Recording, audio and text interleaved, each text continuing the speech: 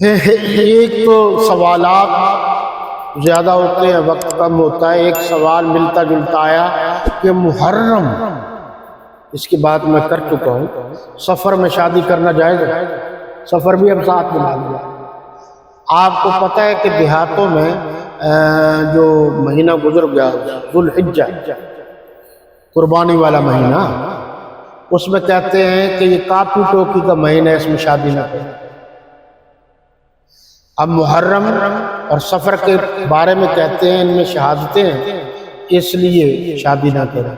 تو کون سا دن اور کون سی تاریخ ہے جس کو کوئی نہ کوئی مقدس ہستی یا صاحب ایمان شہید نہیں ہوا؟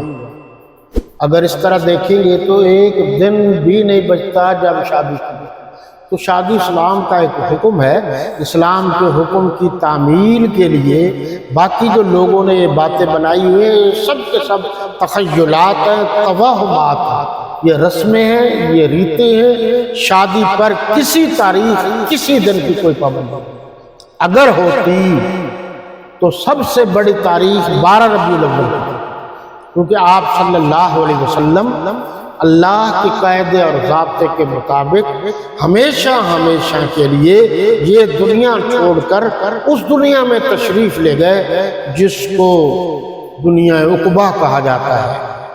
تو اس دن شادی نہ کی جاتی۔ جب اس دن شادی کی اجازت ہے تو باقی کون سا دن ہے کہ جس میں شادی کرنے کی اجازت نہیں ہے؟ یہ وہم ہے، یہ غلط باتیں ہیں۔